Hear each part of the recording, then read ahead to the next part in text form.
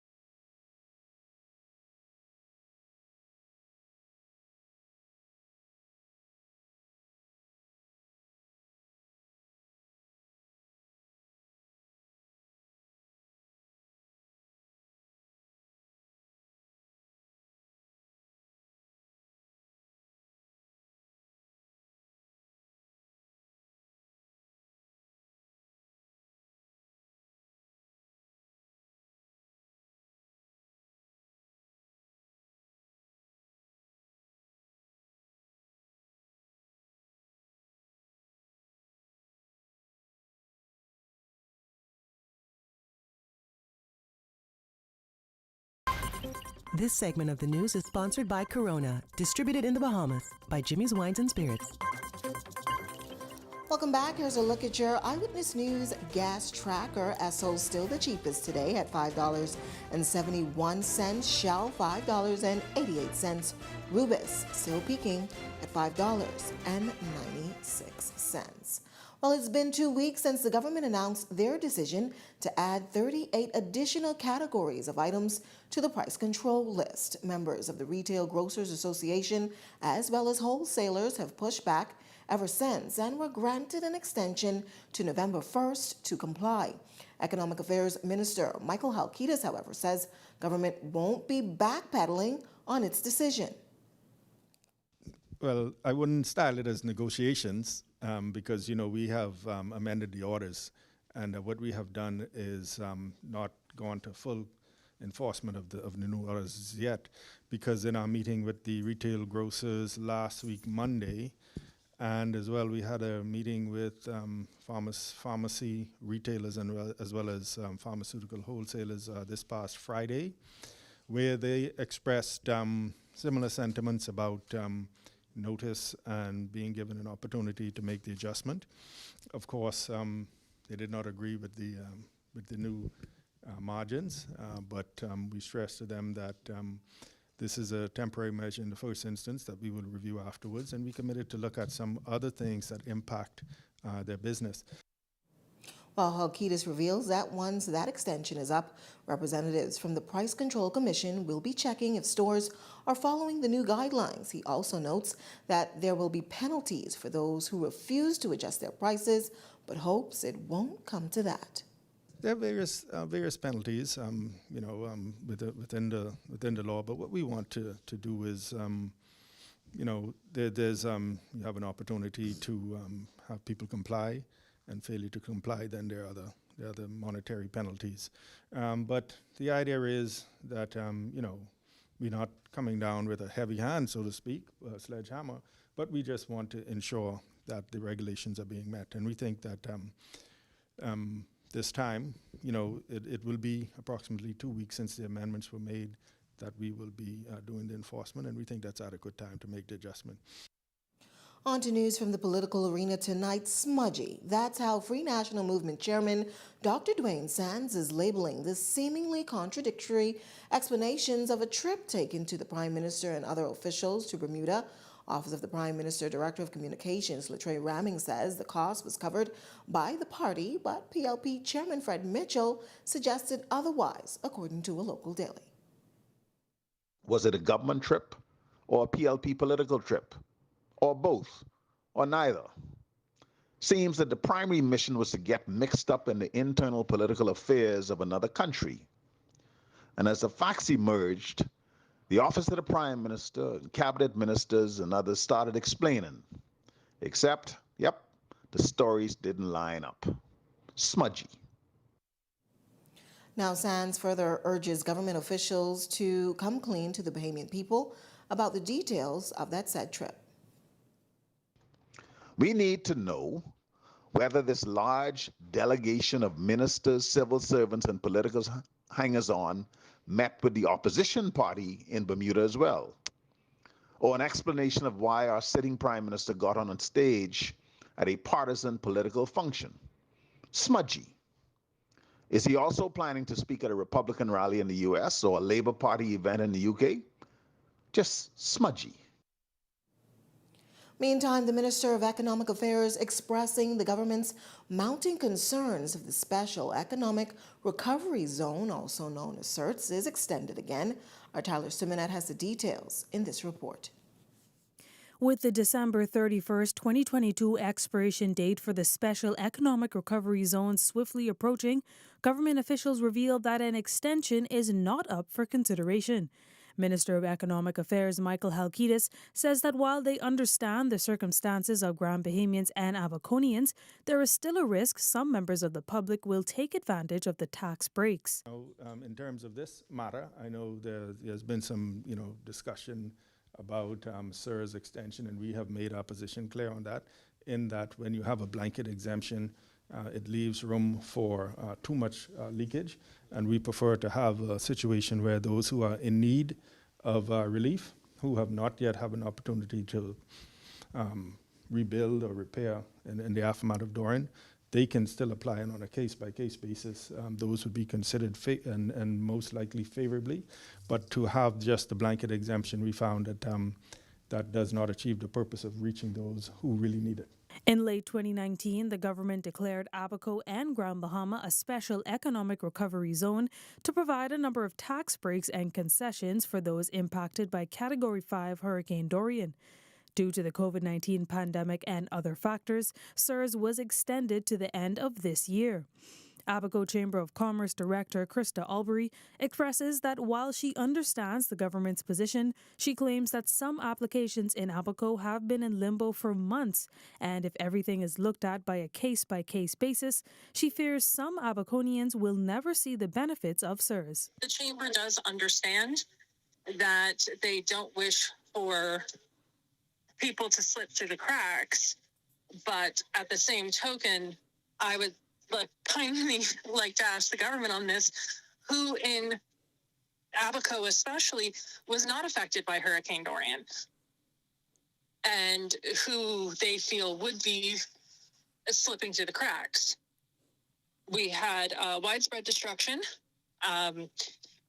We had massive amounts of damage to businesses, to downtown Marsh Harbor still has not yet been rebuilt. And we're still facing challenges when it comes to even things like water. Albury also claims that the chamber has sent multiple letters to the government to express the challenges in Abaco and why an extension is needed, but to date have never received a response. If they could reasonably give us some sort of timeline on how quickly those approvals would come through, I'd be more than willing to speak with them on this, but Well, it's been a hallmark in the over-the-hill community for years now. However, proprietors of the Milo Butler Mart announcing tonight that they will be temporarily closing their doors as of Friday. Devontae Hanna has more in this report. Gutted shelves now line the aisles of the historic Milo Butler Mart, which, after decades of existence, will close the doors of its Blue Hill Road location. It's been a series of events. So if you look at the COVID pandemic, you had the frequency of stores opening and closing, and coming from that, you then had supply chain issues, which then tied into the inflationary period that we're now experiencing. As we can see, the cost of everything is going up. So we have to properly have the right plan in place and the right approach to market to ensure that we are maximizing our revenue and to provide the best quality of goods to our clients. That's Javon Butler, chairman of Milo Butler & Sons Limited, who says the temporary closure now sends the store's 6 employees to the unemployment line and leaves longtime customers rather unhappy. It's because it's part of my growing up. Milo Butler & Sons, from my grandmother's time, we shopped here and we got good meats and everything. It's a people's shop. It's very sad. It's very sad. An employee of over 5 years who opted not to be identified is describing the closure, which is just weeks away from Christmas, as heartbreaking. This, as she says, both employees and frequent customers have grown a relationship over time. It's a staple in the community for the people that live in the Baintown area. You know, a lot of people asking, man, why you're closing now? You know, Christmas right here. This is where we always just come for our ham and our turkey and our Christmas trees, you know. They know us by our names. We know them by their names, you know. So we feel like, even though I don't live in the Baintown area, I feel like I live in the Baintown area because we feel like family. Many in the Baintown community share fond memories of their neighborhood grocery store and getting the opportunity to interact with the former Governor General, Sir Milo Butler. I used to come here and work like on weekends. Me and Dwight Butler, his grandson, his grandchildren, Dion Butler used to wake upstairs. That's his granddaughter.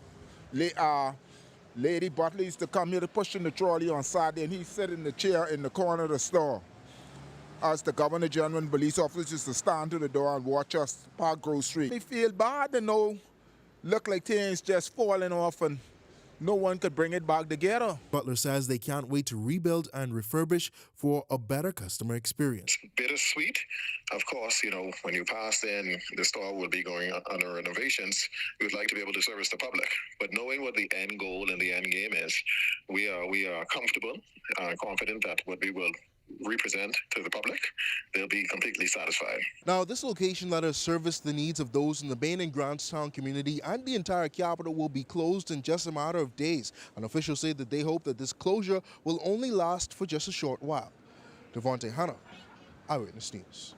Well, we do have some breaking news just coming in, a statement from the Progressive Liberal Party verifying that the party did pay for that trip to Bermuda with the Prime Minister and other party delegates. Now, they've provided receipts, that receipt in the amount of some $24,000 plus. For more on this story, you can log on to our website, ewnews.com. Again, this just in, confirmation by Progressive Liberal Party officials confirming that the PLP did make payment for that trip to Bermuda. Meantime, Executive Director of the Bahamas National Trust, Eric Carey, says the organization struggled with the proposal from the government to construct a roundabout in front of its Village Road Retreat Gardens entrance. He adds that when the BNT was approached by ministry officials, they communicated that they were considering a slight incursion into the park. We had been in discussions with the government about ways that we needed to change our front entrance at the retreat to make it safer and to accommodate easier access anyway. So as they started thinking about the roadworks, we have been in discussion with them about ways that we could have incorporated a better access for the retreat. The government determined that the roundabout was the better option to accommodate the egress needs for both the retreat and, of course, Queen's College, which is a fairly large high school across the way. And they felt that they needed to consolidate the 4 exits and entrances that Queen's College had, and they felt that the roundabout was the best option. Well, after multiple attempts to amend those plans, Carey says in the end, the government is determined that the roundabout was their preferred option. But the BNT said they reluctantly decided not to offer an objection.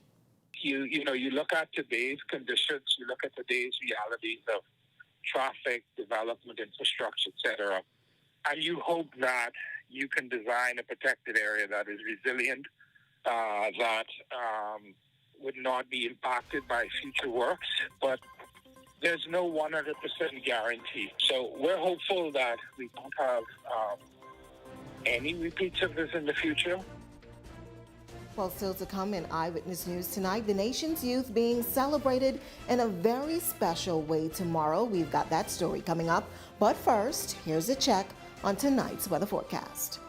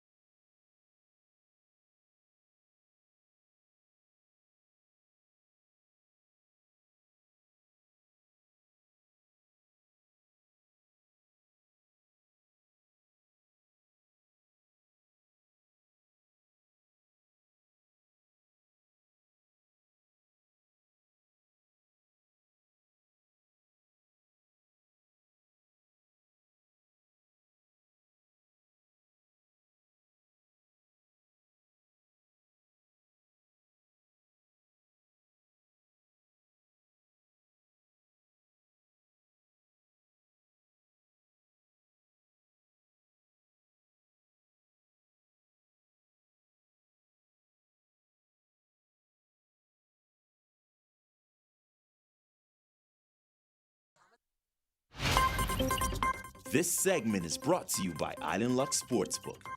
It means more when you got skin in the game. Your live look tonight over Marathon, where the temperature is right around 81 degrees with an overnight low of 73. This is Eyewitness News. Welcome back. Well, nearly $100 million has been distributed to small businesses throughout the country over the past several years.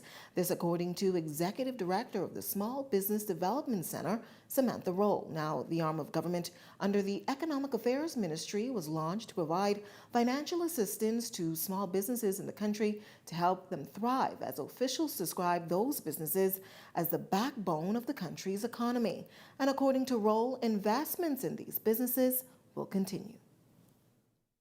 Utilizing our economic impact survey, we have been able to collect data around monies that are funded, around clients, and whether or not, how they're successfully progressing within their business journey. As of to date, the SBDC have funded about $73 million to business owners, and that equates to about 1,936 businesses specifically. If we wanted to break that up in terms of within the year this administration has come in, it would be approximately $2 million to date, right? But we look at it as a whole because government support, as well as our founding partners such as the Chamber of Commerce and the University of the Bahamas, work as a team, and it's a collaborative effort. And so funding is ongoing to support MSMEs on a national level.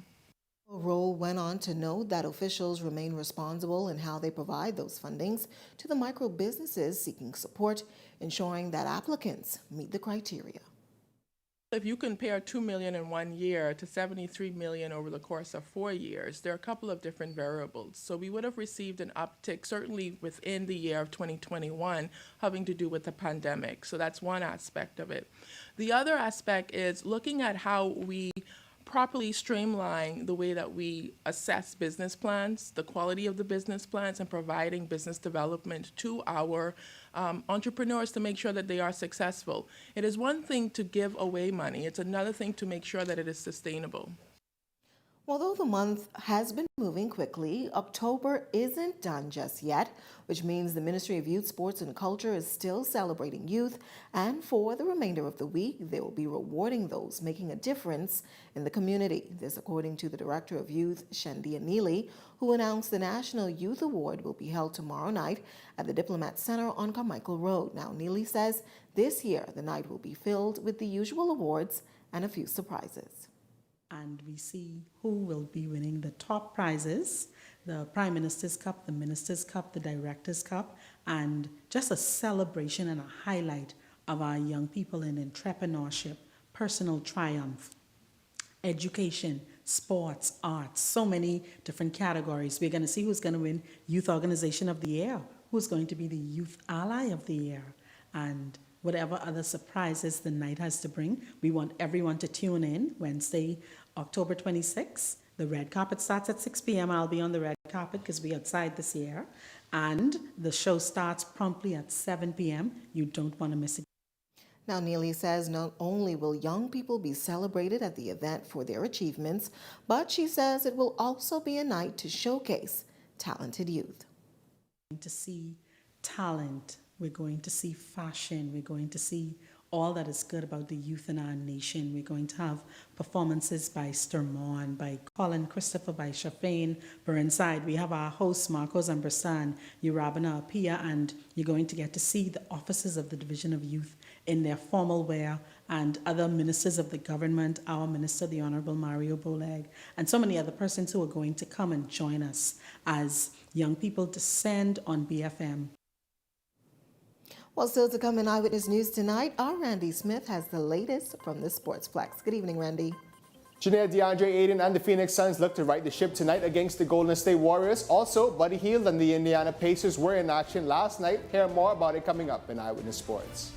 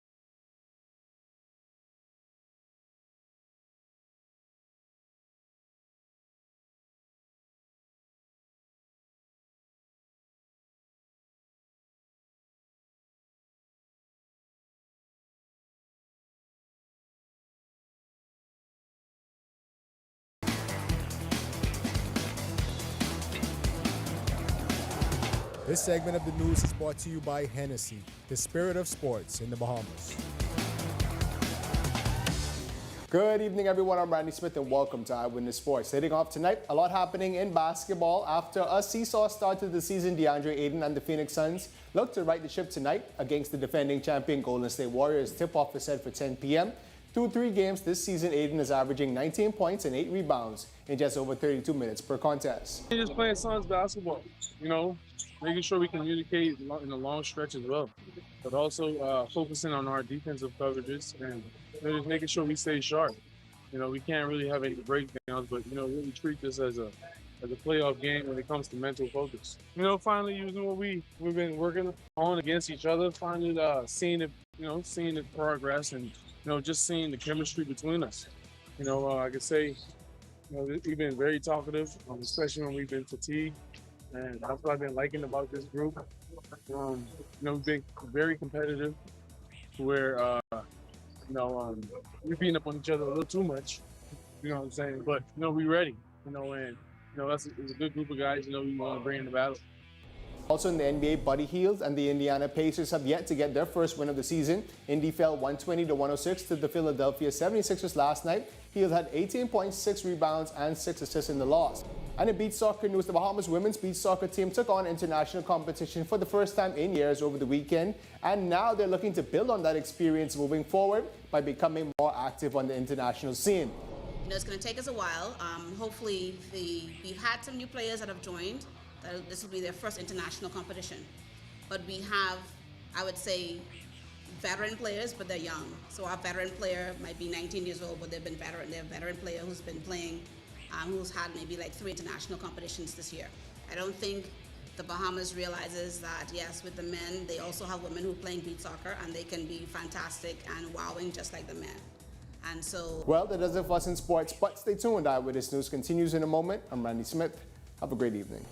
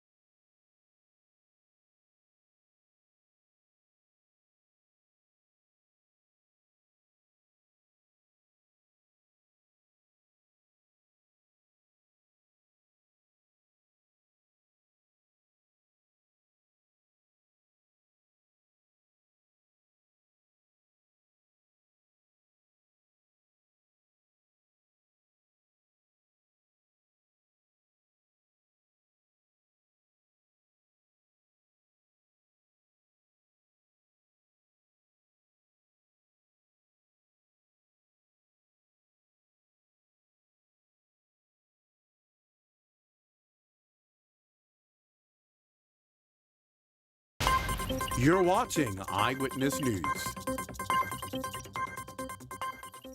Link up with BTC and call it one and done. Link up with BTC and call it one and done.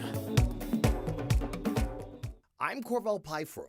BTC's work to inspire our youth continues. We are thrilled to kick off another exciting year with Junior Achievement Bahamas, and through our BTC JA company, we are working with a new group of talented, ambitious students.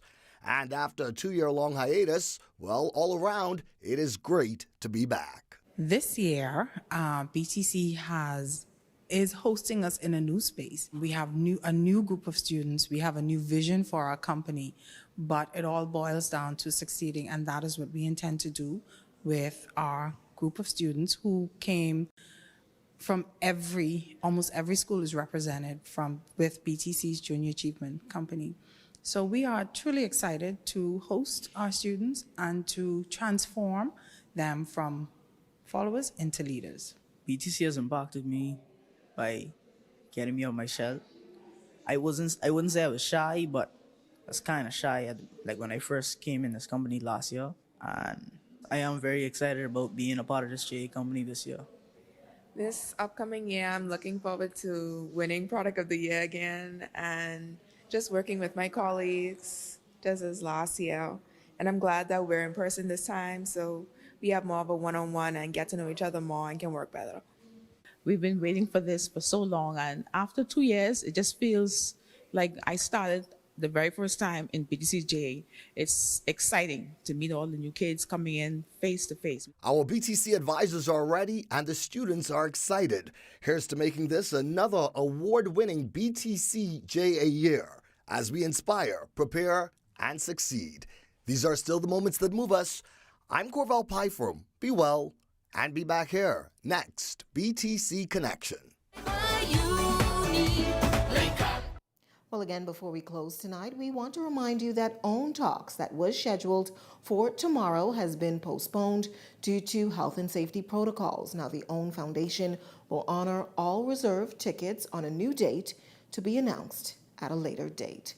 That wraps up news this Tuesday, but coming up and beyond the headlines with Shanique Miller, she talks the economy and the possibility of a looming recession. That's coming up and beyond the headlines. It starts right after this. That does it for us here at Eyewitness News. It's certainly been a pleasure having you in our company tonight. On behalf of the entire news team, I'm Janae Noel saying good night and be safe, everyone. Welcome back to Scotia Advice, the mortgage series.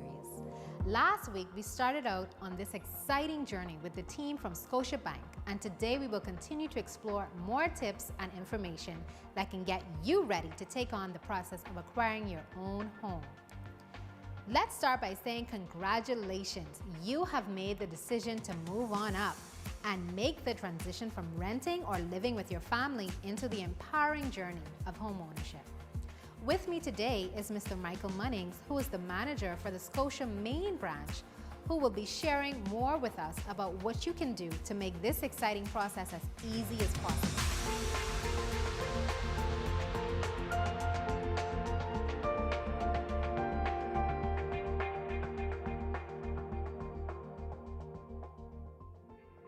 Of course, we know that it is important that you make informed, cautious decisions by researching the mortgage process, narrowing down on ideal neighborhoods, and as we mentioned last week, starting to prepare through diligent saving.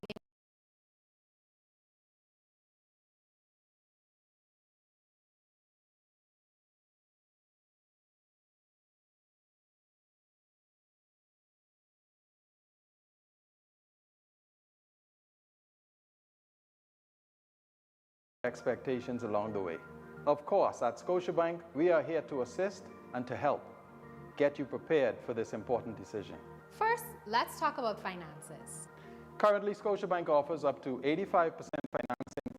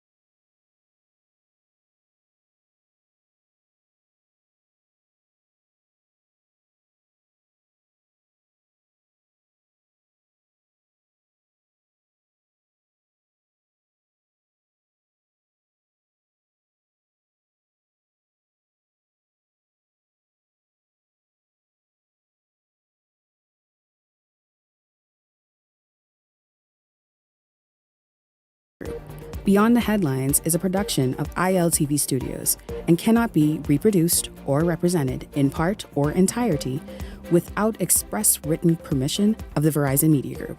Beyond the Headlines is the intellectual property of the Verizon Media Group. Copyright 2021.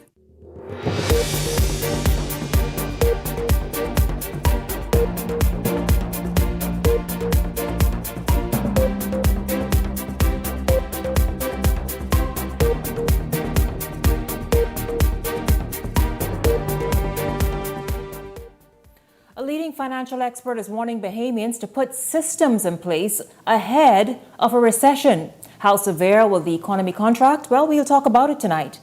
Also, a leading U.S. news agency saying those carbon credits that many countries, especially regional countries, are depending on is not quite as cut and dry as one may think. We take a look and determine what this means for the Bahamas. It's great to have you along this evening. Welcome to tonight's show. The U.S. economy is forecasted to experience a downturn next year. This from leading financial agencies like Bloomberg. Locally, financial expert and Fidelity Bank Bahamas CEO Gowan Bowe has added his voice to this train of thought and is now urging Bahamians to begin making smarter financial decisions. Tonight, we take a look at how the economy stands to be impacted and how soon.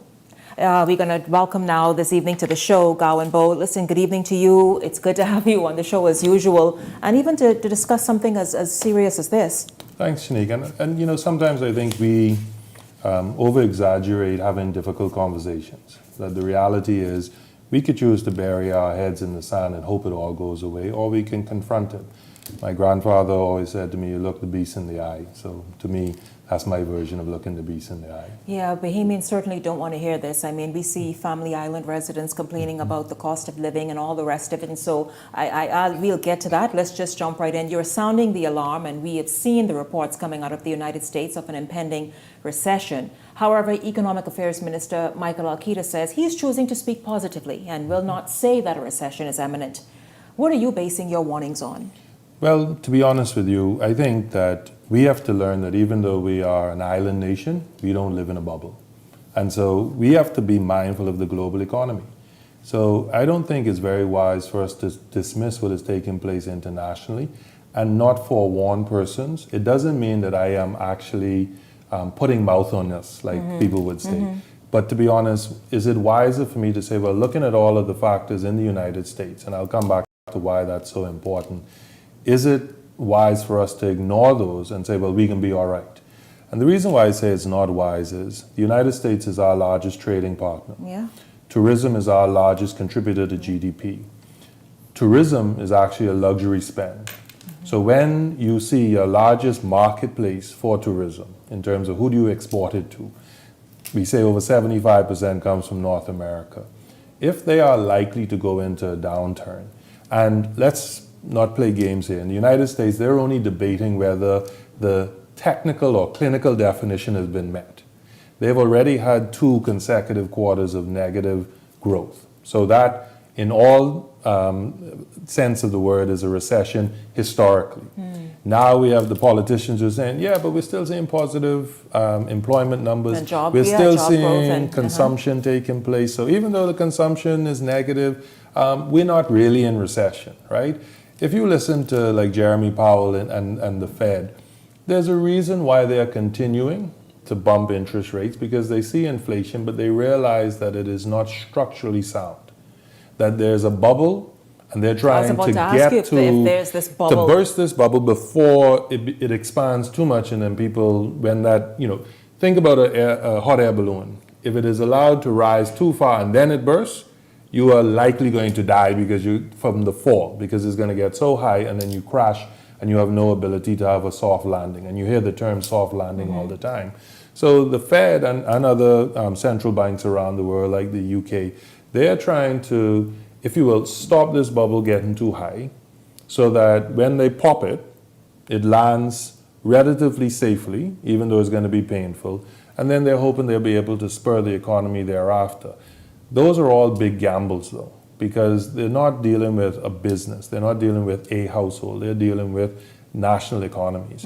And so from that perspective, to me, the Bahamas, we don't create recessions. We don't create inflation. We import all of this. So I'll be damned if I'm going to be the one to say, well, I see everything happening around me, but you know what? We're a Christian nation. God will look out for us. We are praying people. That to me, that isn't sound governance. That isn't sound advice. And to be honest, So you're saying the minister is trying to almost sell this pie in the sky over the rainbow type thing? I recognize his role, right? And you know, I remember sitting with some wealthy investors years ago that were very influential in the UK government. And he said, when he was speaking with the then Prime Minister David Cameron, he said that the role of the Prime Minister is to sell euphoria. The role of the Exchequer is to sell reality. In the Bahamas, we haven't understood that. So I don't mind the Prime Minister being, if you will, optimistic. But we need the Minister of Finance, which happens to be the Prime Minister, and those who are in the financial settings, to be the ones that are saying, on the side of the Prime Minister, yeah, we hear what the PM is saying, but this is our reality. So there's a balance. If we always only have euphoria, and then we have these, I'm going to say, devastating impacts, then people are left to wonder, well, were you selling me dreams? Or were you selling me reality? And that's I think important. we have to have the balance. No, we must, because many feel as though dreams have been sold. And you're right, it must be, it's a sobering conversation, but it has to happen. But I guess a lot of that is also dependent upon the fact that tourism numbers are very encouraging, whether by cruise or air, very, very encouraging, and that the Bahamas can sort of hold its own in spite of what is projected in the US and globally. You know, and I think this is one where I will guarantee you, and I have no reservation in saying this, that all of the major hotel establishments are watching what is taking place in the United States, because if the actual visits have already not been paid for, there is an ability for cancellations. Like let's not be, I'm going to say, so blinded and so rosy-eyed that we're saying that, yes, between now and the end of the year with the summer, I mean, not the summer, the holiday season and the Christmas season, most of that is probably already paid for, largely through the travel agencies and things online. Airfares have been booked, hotels have been booked. So persons are going to come, even if it's becoming tighter, because they said, I already spent the money. There's no point in me losing it. However, for those that are impulse buyers, those that are looking at next year, if now I start to see my employment get impacted in the United States come January, am I really going to be looking to travel? And this is not being pessimistic. I'm saying that we need to be mindful that, yes, the hotels are reporting strong forward bookings. Some of that is locked in, some of it is not. And so we need to be just mindful that we are understanding what I'm going to call is the sensitivity. So in the economic terms, we'll call it price elasticity, right? Meaning that there are certain things, no matter what the price is, people will pay for it because it's a necessity. There are other things where the price is very elastic. When the price is unaffordable, you just don't spend it. And so the reality is $1,000 vacation is even now those okay. who have access to discretionary spending like that, they don't mind tapping into that. Even they oftentimes become very careful. Well, they become mindful because, you know, I see it this way, and I think a lot of persons sometimes listen to my words as being doomsday, and it's not. It's really saying that our forefathers always told us to prepare for a rainy day, save for a rainy day. And the reason they did that, and I remember my grandparents saying to me, always have 6 months worth of salary saved, right? Now, you ask the average Bahamian, how many have 6 months of salary? But there was a reason the 6 months, it wasn't, I don't think, a finger in the air. It was saying that when we look at recessions and you look at consecutive quarters, it was being able to navigate a fairly extended period of time where if your income was severely impacted, you could still survive. If we don't have the savings and we now go into this, then we're in devastation. So my view is we should be saying to persons, whilst it is buoyant, whilst we have all of these tourist numbers coming in, yeah, become less comfortable in your lifestyle so that you could live at the same lifestyle for a longer period of time, even if impacted. So I'll put it to you this way. If I'm earning $1,000 a week because of all of that is taking place, if I put aside $200, $300 a week, I can live off of $700 a week. You know what? That $300 that accumulates, I could live even if that income drops to $200 or $300 because I have the savings to supplement it. If I lived the $1,000 lifestyle today, and then it drops down to 200-300, am I able to sustain then? So we have to start inculcating in our society the mindset of savings, the mindset of self-discipline and independence in financial terms. We often say the Bahamas is an independent nation, but we are not independent financially and economically. We are still dependent, and that's not a bad thing. We are dependent on other economies in order to how that impacts us. So we have to start thinking. So many other external factors as well. We have to be masters of our own domain. Exactly. And let's talk about tourism then. Let's just say, oh, we fare very well because tourism is strong and they continue to want to travel here. What does this tourism product need to do to be able to continue pulling people in or visitors in and interested when spending? Everybody's looking at spending. Let me tell you, I have the good fortune, or you could say misfortune, of being the byproduct of a tourism family, right? Bowtie, very well-known personality in the tourism days in the 50s and 60s. And he always taught me that, it's important that you give service. And and my grandmother more so than him said that service is not servitude. The fact that I give you high-quality service doesn't make me less than you. It doesn't make me a slave to you. The reality is that when we look at ourselves, we are a high-cost jurisdiction. The cost of getting here is high. The actual electricity costs and the hotel costs are all high. The wages are high. So when people visit here, this is not like us jumping on a plane to go to Miami, and we can, it is cheaper to go to Miami than go to a family island. We know that, right? So if we're a high-cost jurisdiction, we have to be a high-value jurisdiction.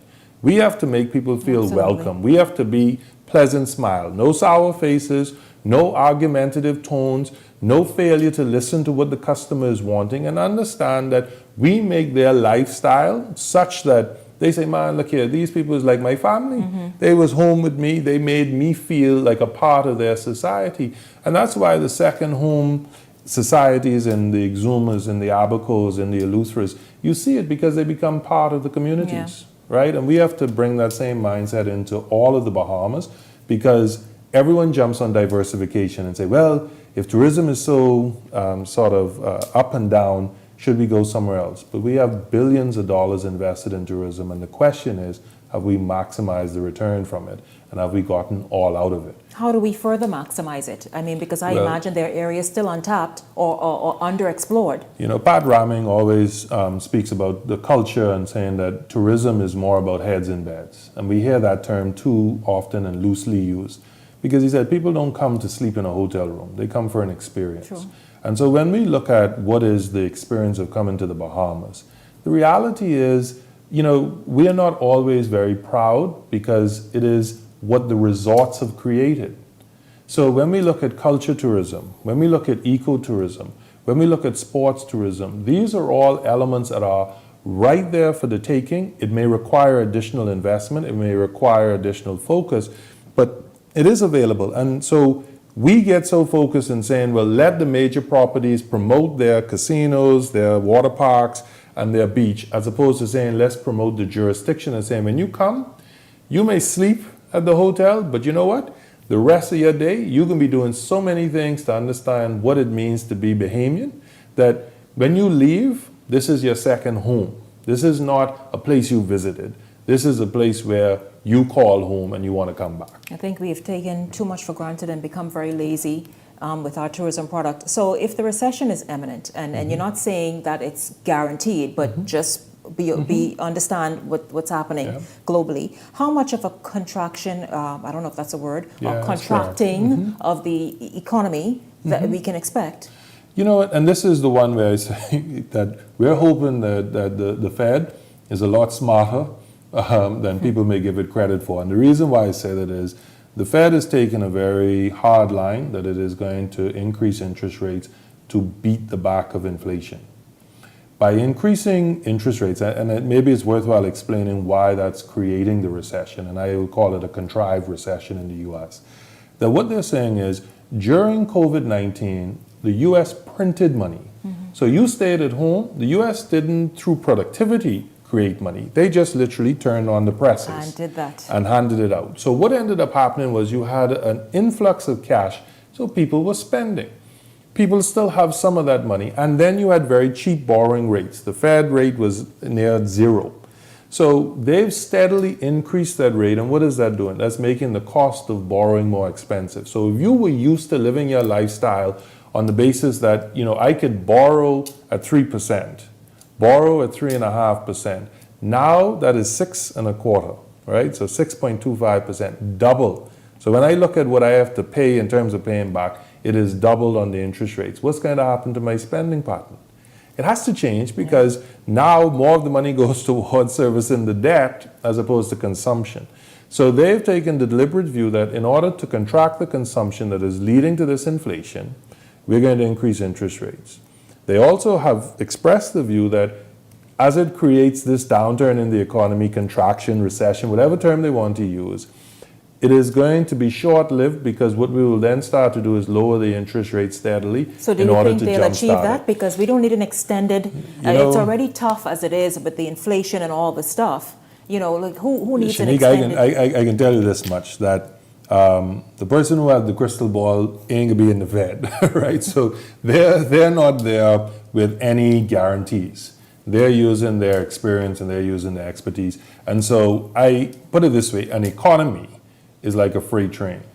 It takes a lot to slow it down, but once it's stopped, it takes a lot to get it going again. And so, I think that we have to be mindful that their plans are noble, but as they say, the road to hell is paved with good intentions.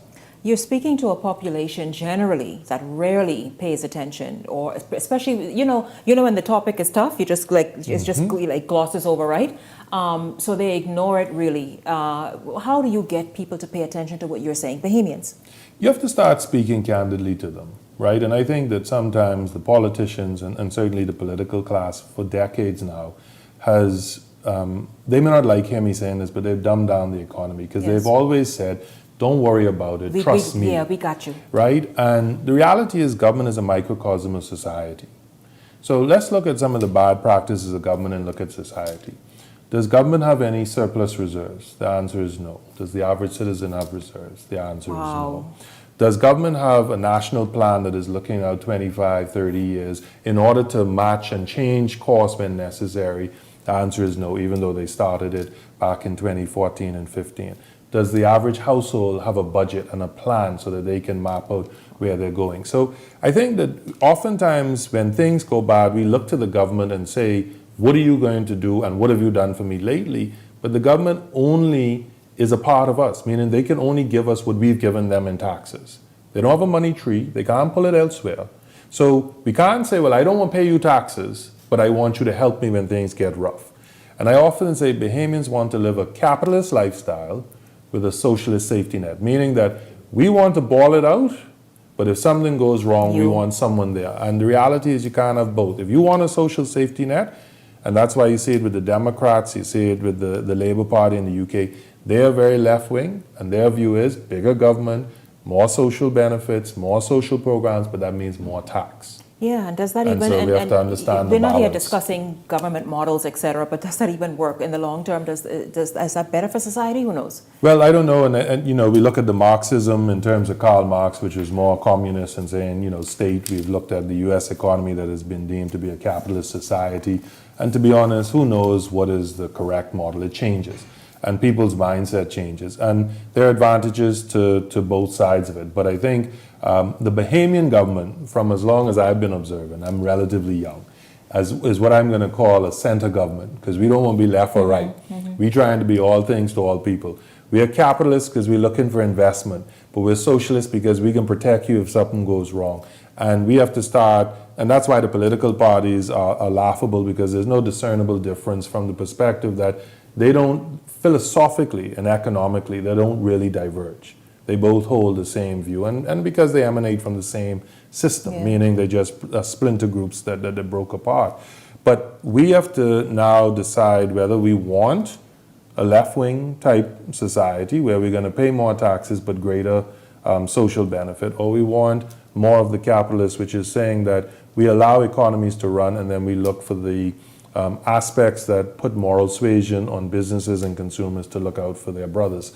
And there's a balance that has to be struck. But to the point that you started with, is how do we get Bahamians to realize it by not treating them as being unable to understand. I often run into persons in the road, and yes, they'll say, boy, a lot of things you talk about go over my head, but then the way you explain it, it comes down to my household and I understand it better.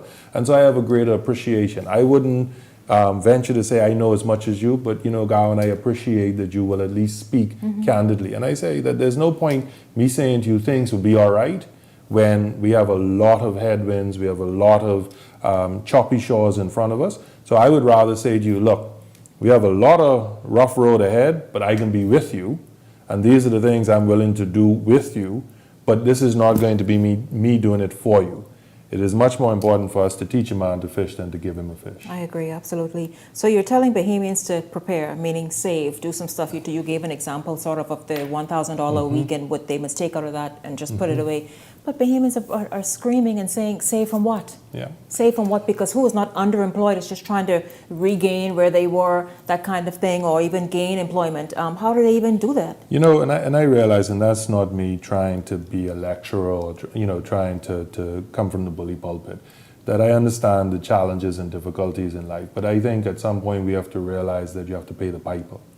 That the reason a lot of us are in the circumstances we are in is because we never wanted to instill that discipline in ourselves. Yeah. And so we're looking for someone to bail us out when we fail to take any harsh decisions. So to the person who's saying, well, look, I've just come through a rough ride. I'm now just feeling like things are normal. Well, again, I go back. Would you rather let things be abnormal for a little bit longer so that you have a softer landing pad over a longer period of time, or you want to enjoy the fact that you've bounced back at this point and then in 3 months' time, 6 months' time, be devastated again and reliving COVID-19? So we have to look at, what we're spending on. Are we staying as essential? And if we're spending beyond the essential elements, then we have to be comfortable that if we do that and things become very rough, then we may not even be able to buy the essential. And so, to be honest, this is one where we are accountable to ourselves, man in the mirror. Always a very sobering, candid voice, financial expert, a leading voice in the country, Gowan Bowe, CEO of Fidelity Bahamas Bank, or Fidelity Bank Bahamas. I'll get it, yeah, I'll absolutely get it. Thank you very much for stopping by and talking about what many have been talking about. If you've watched U.S. News, you really see what he's saying and what they're saying as well, and that we really must pay attention and really make smart decisions. Thank you very much, Gowan. Yeah, great seeing you. We're going to look at some of what Gowan had to say, and also get this, you all. You know the whole talk of climate change? Well, U.S. lawmakers also taking aim at that, saying not so fast. We're going to look at that when we come back right here on Beyond the Headlines.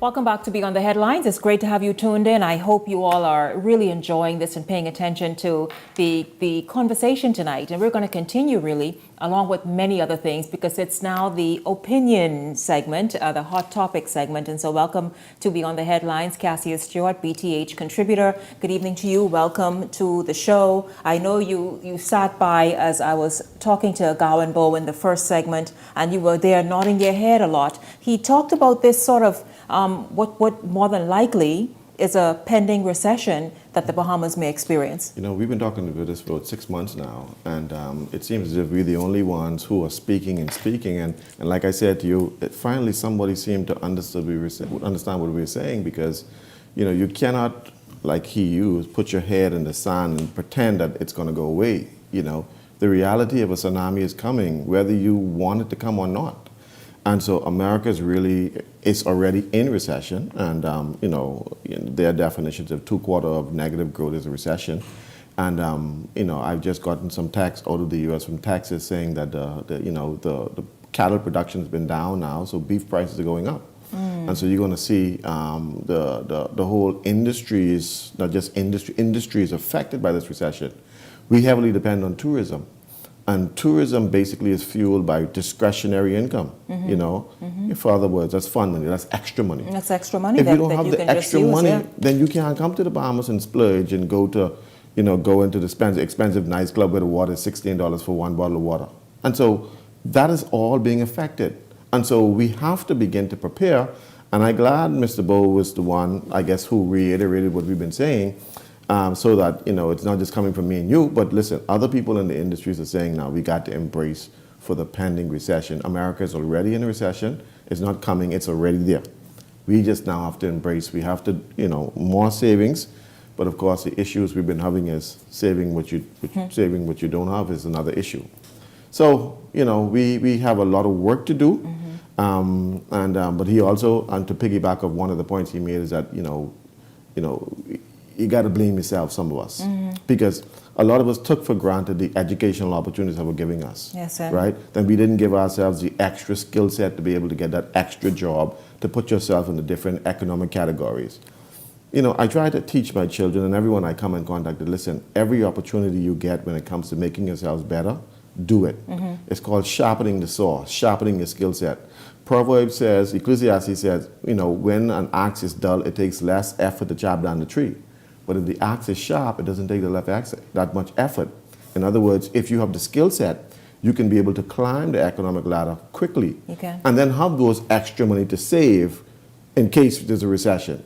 That's where we are. I hear the voice of optimism right here, the Minister of Economic Affairs. I want to say learning is a continued thing. You don't figure you've graduated school or university and you're done. No, start where you are now. The internet, in fact, YouTube is the biggest university there is. Learn a different skill set, put that to use, and so it you know, all is not lost. But Cassius, I want to talk about the economy and where it is and inflation and everything, because we know this is a high price destination. Now major hotel properties are saying, wait a minute, BPL, because if you really go ahead with this increase in electricity bills and costs, what's happening? They are now screaming for help. What does this mean in terms of, and then fuel prices and all the rest of it and all that stuff, and the fact that leading hotels are now, and hoteliers are now going to meet with BPL and say, we need to work something out here. Yeah, it's when your operating cost becomes so high that you cannot operate, or taking away all your profit, then you have to decide whether or not it makes sense to keep your doors open. And I told you before that I know of many small businesses who had to shut their doors because when the electricity bill comes, the bills are higher than the rent. Why do you stay inside a business where your operating cost is higher than your rent? And so, you know, we have to find a system that will not strangle the people. It's what they call, when a dog has heartworm, is what they call a symbiotic relationship. In other words, if you kill one, you kill the other. You have to find a way to wean them off gradually so they both live, and then you kill the heartworm. If you kill the heartworm, you kill the dog. You kill the dog, you kill the heartworm. And so what happened is, because the two are, I guess, mutually exclusive, they're not mutually exclusive, they work together, businesses and electricity, you can't have one killing the other.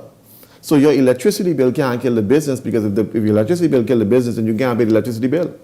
And so you got to find a way to make sure that both can exist together. Some balance, man. And It is absolutely just unbelievable and incredibly unbelievable the way power bills are structured in this country. I know in Jamaica has a system where for the manufacturing sector, they're under a certain rate. Because they're always using electricity for production, they have a certain reduced rate so they can be able to operate and produce products. If you try to that right now under our present circumstances, there's no way you could manufacture in the Bahamas, because at the end of the day, your per unit cost would be too high to put on the shelves.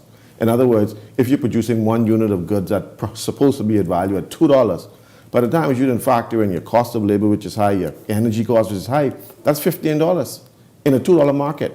It cannot work. And so we have to find a system where BEC could say to the hotels, listen, we're going to put you under a certain category. Even though you're consuming more than you should be paying, this is what we want you to pay. The problem is, I don't understand, and I guess every party in the Bahamas could understand this too, how you could be the only service provider in a country and you still broke. That part right there makes no sense. I don't understand. Everybody is paying to you. How do you be the only service provider providing energy to everybody in this country? The only one, nobody else, no competition, but you broke.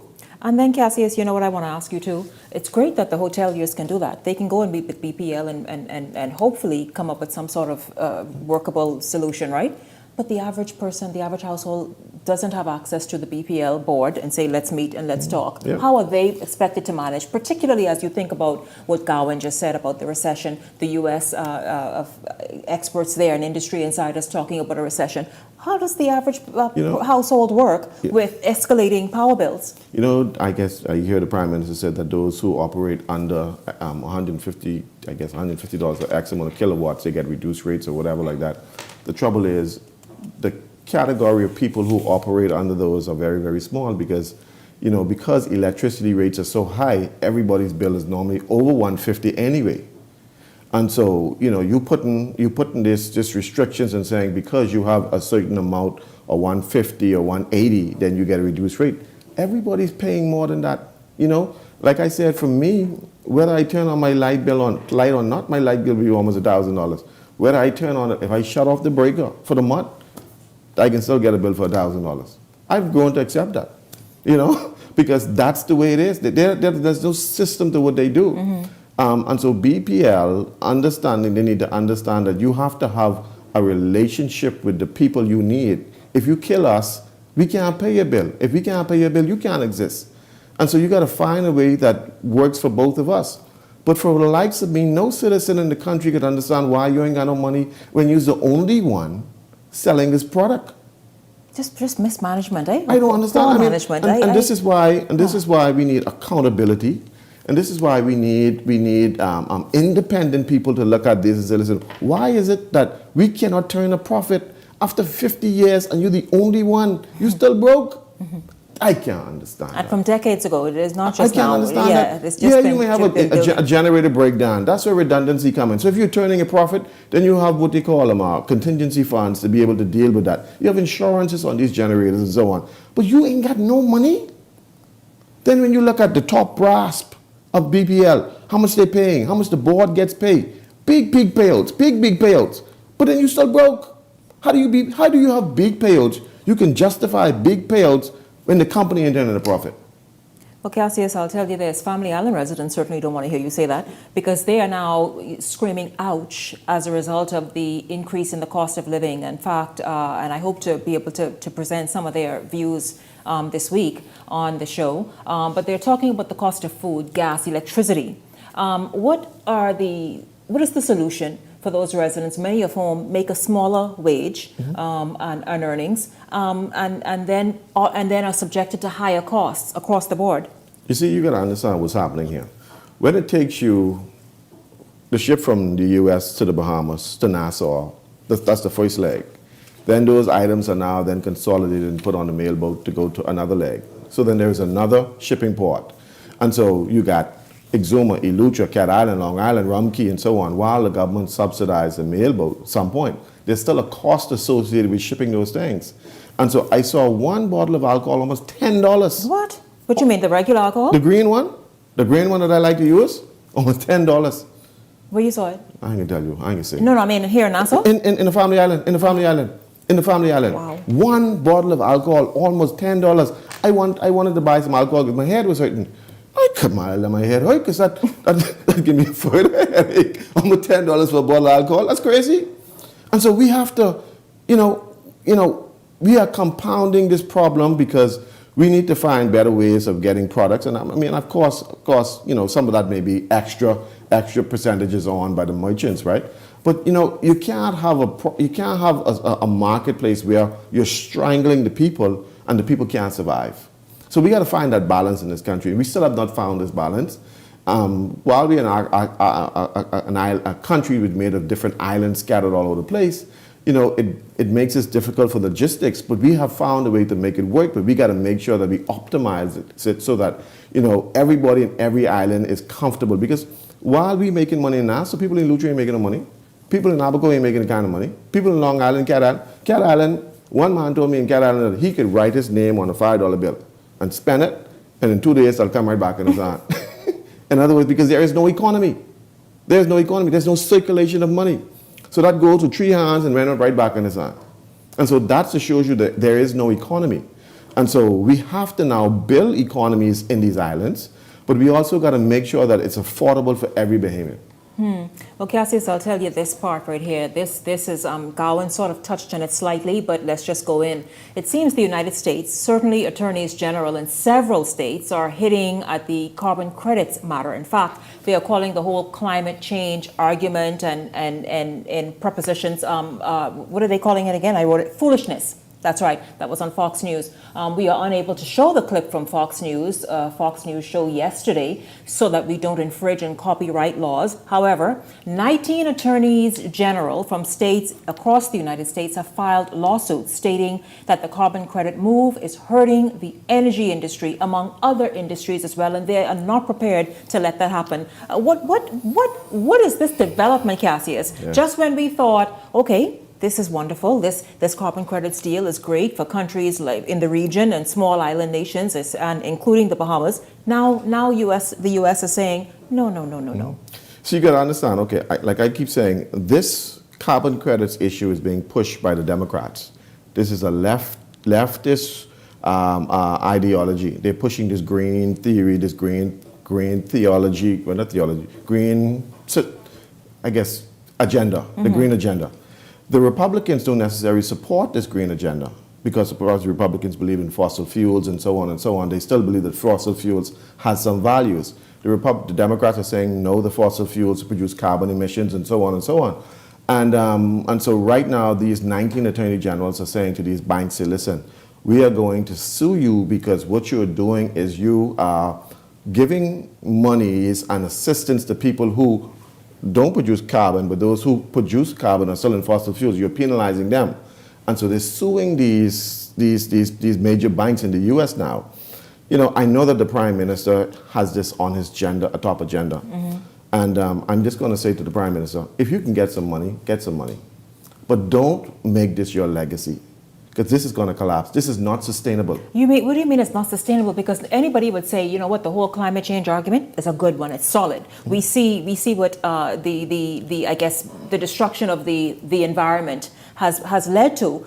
Storms like Dorian and flooding and unprecedented this, that, the next, all acts of Mother Nature that's screaming out because of the damage that's been done to it. You were saying now, as the U.S. is saying, and many of those attorneys general, one who was interviewed on the Fox show yesterday, that this whole climate change movement is foolishness? The Earth is what 8.2 billion years old. And the Earth has an interesting mechanism of always replenishing itself. It does. While we have been producing carbon footprint, and that has been causing a greenhouse effect. Greenhouse effect means that there's a film of carbon over the atmosphere that traps heat in, which causes the Earth to warm up. They're saying that the glaciers are melting, all right? How do you explain the Euphrates River drying up? How do you explain the Mississippi River just dried up? How do you explain the Great River in China dried up? And so is that all carbon? I guess climate change? And so, you know, we want to blame all the hurricanes on carbon. Yeah, and I do believe that, you know, human footprint and fingerprint definitely has caused some problems. But I do believe that the earth has a way of replenishing itself and cleansing itself. What I do believe, though, Shanique, from my heart, is that the earth does not have a way of cleansing itself from immoral human behavior, the real climate change. And so when you look at our behavior inside the earth, that is the reason why, in my opinion, and with God's opinion, the reason why the earth is acting the way it's acting. The river Euphrates has dried up. The Mississippi River has dried up. The great river in China has dried up. When you read the book of Leviticus 18, it says that, listen, if you do the things that the people in these lands that I'm taking you to do, what's going to happen is the earth itself is going to vomit you out. Sexual immorality, man laying with man, woman laying with animals, man laying with animals. And he clearly stated out, don't do these things. Hold on, you're saying these other behaviors are bringing on this result? What are you saying, Cassius? Where have we gone from discussing matters of the environment and carbon emissions and footprint and but you see, it's all connected. Because if I could get you to think that it's all about emissions and not your behavior, then you can continue doing your behavior. You understand? Human behavior is mostly responsible for the way the earth is reacting. Our murdering of children, abortion. You think that the earth is going to sit down and let us kill all of them children without no repercussions? When a man kills another man in the blood of that person cries out from the earth. The same thing with Cain and Abel. And so our behavior in the earth is so erratic that the earth is acting negatively. And so while this is not economical, this is more spiritual, you got to understand that our fight is not necessarily always flesh and blood too, you know. We also have a spiritual realities that we are dealing with. And Leviticus 18 says that, and if you do these things, the earth will vomit you out. Now, hurricanes, floods, tornadoes, what do you think the earth trying to do? Certainly sending a message. It's sending a message. So then what do you think of this whole climate change argument? And in fact, the region has teamed up together to make this a major fight and focus. See, he who needs wisdom, let him ask of God for wisdom. I think, though, it's good to be a leader, but it's also good to have wisdom as a leader. You know, while I understand all the global ramifications of economic issues, I also understand spiritual issues as well, too. And I do know that if we as a human being, as a race of people, if our behavior goes contrary to natural law, then the earth itself will respond to us. When you look at what clearly the Bible says in Leviticus 18, it says that do not do these things. If you have sexual relationship with your sister, if you have sexual relationship with your son and daughter, if you have sexual relationship with this one and that one, if a man lay with a man, if you do all these things, it says, if you do these things, the earth itself will vomit you out. Do not do these things. Do not do like the people in which I'm driving them out of the land. Do not do that. You're trampling on some very, a cross-section of toes right there, Cassius. And so I have to, because I've realized that, like Gavin says, we cannot have the ostrich syndrome, right? And if I know, because every time I come on the show, Shanique, I ask for wisdom. I don't come on the show and I make sure, be as methodical as possible to be able to talk to the people. But yes, there is climate change. Yes, we have carbon emissions.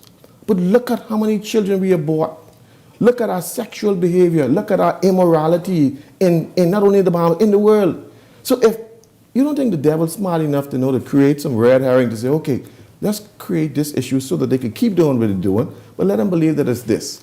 Because really and truly think about it, the earth has a way of replenishing itself. The earth always replenishes. If we have a nuclear explosion Mother today, Nature always wins. Mother Nature will replenish itself. Yep. But it cannot replenish itself from immoral behaviors of human beings. Now, what does this all mean? This whole pushback by, I think, red states, Republican states, and that's the view they hold, by the way. But that's saying that, listen, this whole climate change movement and this all of it. It's just almost like stop this pie in the sky thing. It's foolishness. That's a word that was used on the broadcast yesterday. It's foolishness, etc. What does that mean for regional island states, and including the Bahamas, which is leading the narrative in this way? And so to explain this carbon credits thing, what is happening is the Davis administration is creating legislation what they call the blue economy. In other words, we're going to create legislation to say that we're going to protect the mangroves and the coral reefs, right? Because if you look at the ecology, the mangroves pull carbon out of the atmosphere. Coral reef also is a way of cleansing itself from carbon, right? And so what they're going to say is that because we have X amount of acres of mangroves preserved and X amount of coral reefs reserved, then we could apply for carbon. Carbon credits. Those carbon credits are then converted into dollars, and they send the money to us. That's what they're trying to do. But that is that's a democratic push. If the Republicans win in the next week in the House and the Senate, more than likely this will die. You think they're gonna shelve that immediately if the Republicans regain the House? More than likely it will die, because it is a left-wing push from the Democrats. The United Nations, also the European Union, is also pushing it. It is unsustainable. It is unsustainable. So then, what do we do about an Earth that has overheated? About the various strange weather patterns which they all lay at the feet of climate change. What do we do to be responsible and try protect and preserve? But it depends on which lens we're looking through. If you're looking through the lens of the Democrats, then yeah, we need to reduce carbon. But if you're looking at a lens through a sensible person, then we need to curb our behavior. We got to stop aborting children. We got to stop killing in the streets. We got to stop our sexual immorality. Then the earth perhaps may say, they deserve to live inside me. Because humans think that this is a human planet. This is not a human planet. The earth is living itself. And so everything we do affects the earth. Every action is an equal and opposite reaction. So our action causes a reaction from the planet. And so, while I guess it's the first time I'm talking spiritual on the show, but why I think I have to say it, because we as human beings have done such injustice to ourselves. We have strayed so far away from norms and truth. I'll tell you this, Shanique. I have a daughter in Canada. She's in Canada in school. She graduated from high school in Canada. And she said that there were some students in their classroom wanted to identify as cats. Hold on, listen to me now. Go in that direction. She told me this. And the school board was contemplating putting cat litter boxes to the school for these students who identify as cats. And you believe that? Now, see, sensible people like me, we can't even find them. No, but that's what they're doing. We're really pushing it. They're pushing it to the limit. And so whether you want to identify as a man, as a woman, as a dog, as a cat, as a whatever, they're accommodating you. And so we have gone so far from being sensible, the earth itself can't take our foolishness. And so when you see these storms, it ain't got nothing to do with no thing. The earth upset. You just look at any given day, you look at the Weather Channel, and you could see that the earth is upset. But we don't realize that the earth is living and breathing. And if we don't understand that the earth is living and breathing, our reactions cause a reaction from the earth.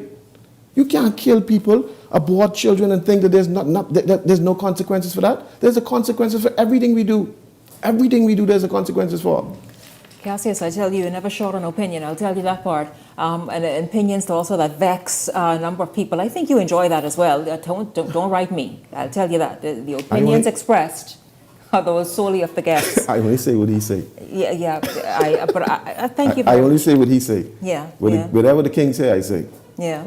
And so you obviously you support Gowan's sentiments as well. Absolutely, 100%. I think Gowan is a sound guy in his thinking, and in his presentation he's very sound, and he knows exactly what it is. But his ultimate approach is that we cannot say that it's not going to happen. Everything we import in this country, we import the inflation, we import the inflated prices. We don't make nothing, we don't produce nothing, and so we can't say it ain't happening. I understand, like I said in the last show, I understand why we cannot say it because of self-fulfilling prophecy. However, you got to also do what they did in what they call the Joseph syndrome. When you understand that the recession is coming, begin to store up grain. If the government knows that there's recession coming, are you storing up grain for 7 years? It's coming. And so what are we doing though? We can't say, oh, they ain't coming. Well, Joseph advised the king that, listen, the recession is coming. The first recession. And I need you to know that there's a 7 year of recession, 7 year of plenty and 7 year of famine. In the years of plenty, store up grain so that in the years of famine, you have reserves. Are we doing that? And so we have to learn. And the problem is, as a leader, as a prime minister, you have to not only have worldly wisdom, but you got to have also spiritual wisdom as well too. Because you got to see some things before they happen. And so, you know, I just want to advise the Prime Minister that this may be an opportunity for you to begin to store up grain for the people. You know, while you're saying we want carbon credit, buy some grain, create a storehouse. I'm advising every church to fill up your storehouse. When you go to the grocery store next week, buy some extras for your church storehouse so that they can store up so that for people who don't have. And so everybody got to chip in. So we need to go into the Joseph mode. Let's store up grain so that we can be able to deal with the less fortunate when the time comes. And let's be wise in what we do. Beyond the Headlines contributor Cassia Stewart, thank you very, very much. Absolutely, Sinead. Yeah, speaking of Joseph, let's just go right into the moment of inspiration, eh? Everybody stay exactly where you are. The Minute of Inspiration with Mount Tabor Church is straight ahead.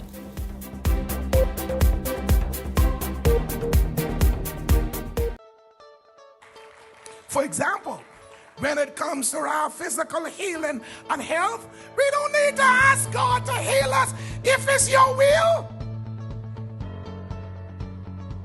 All through the scripture, you can say it's God's will. 14 times in the scripture, the Bible says, and he healed all who were sick. I can't find one scripture where Jesus turned someone away and didn't heal them. He didn't always heal them the same way, but he healed them all. God has a will for your life. And ladies and gentlemen, if God has a will for your life, it seems to me like he wouldn't hide it from you. And if God wants you to know his will for your life more than you desire to know it, he will reveal it. But I need you to know, for the most part, he reveals his will for your life in his word. Very important for you to know that the will of God is not a warranty from God that you will have no challenges. This is where I prepare to close now. Doing the will of God is not always comfortable. If you don't believe me, ask me. Doing the will of God is not always exciting. Doing the will of God does not always bring you pleasure, because the will of God for your life is sent to pull you to the place where you need to be in order to do the things that God has assigned to your hands. Well, that does it for our show this evening. Thank you so much for joining us. We look forward to seeing you right back here tomorrow evening. For the entire Beyond the Headlines team, I'm Shanique Miller. Make it a great night, everyone.